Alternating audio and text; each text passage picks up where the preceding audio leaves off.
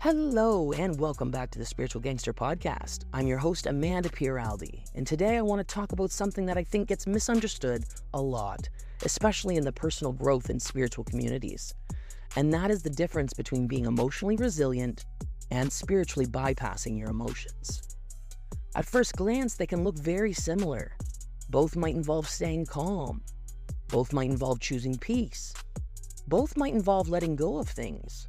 But underneath the surface, they're actually very different. One creates healing. The other simply delays it. I think many of us have been guilty of it at one point or another without even realizing it. Somewhere along the way, we started believing that healing meant we weren't supposed to feel certain emotions anymore. If we were truly evolving, we wouldn't still feel hurt, angry, disappointed, or triggered. But being emotionally healthy doesn't mean you stop being human. It means you stop judging yourself for being human. There's a quote I heard years ago, and it's always stayed with me.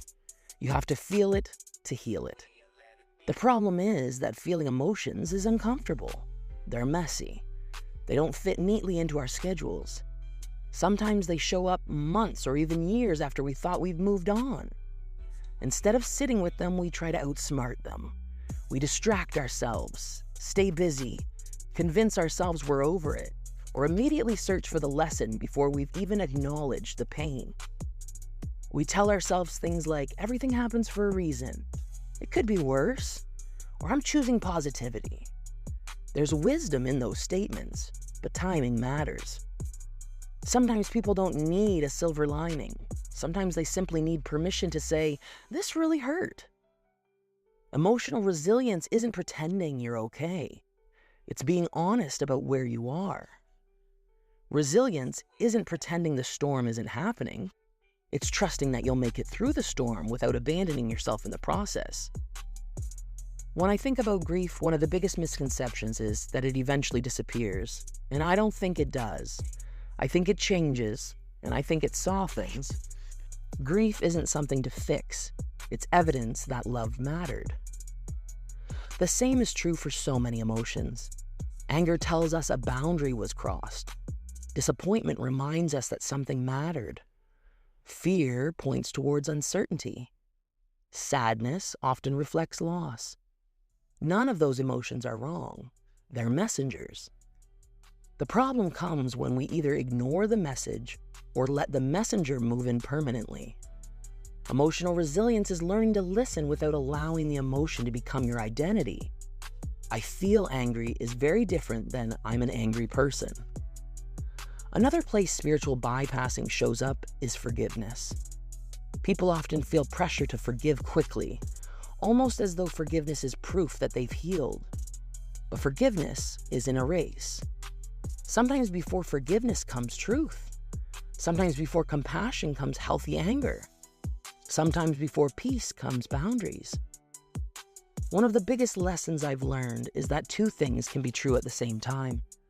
You can love someone and know they're not healthy for you.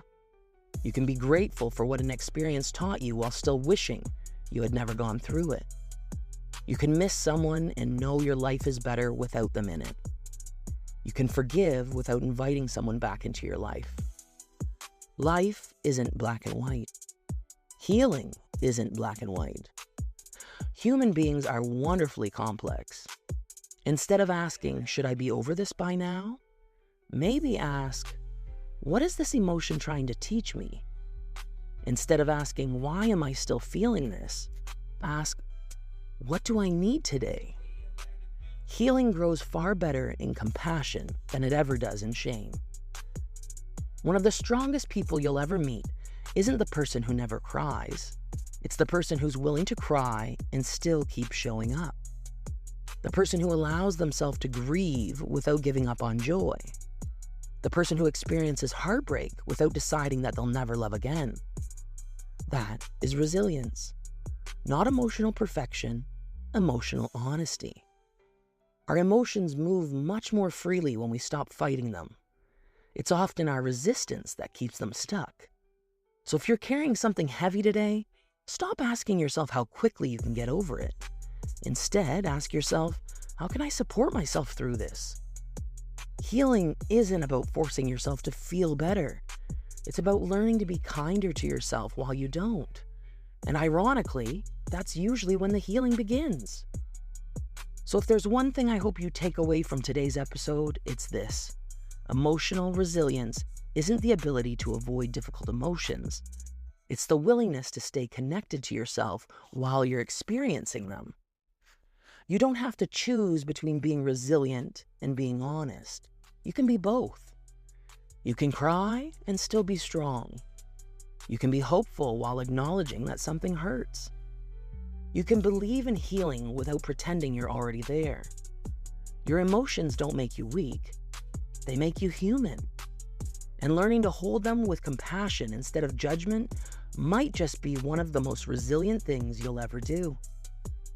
Thank you so much for spending this time with me today, and if this episode resonated with you, I'd love it if you shared it with someone who needs the reminder that healing doesn't require pretending everything is okay. And if you're enjoying the podcast, don't forget to leave a rating or review.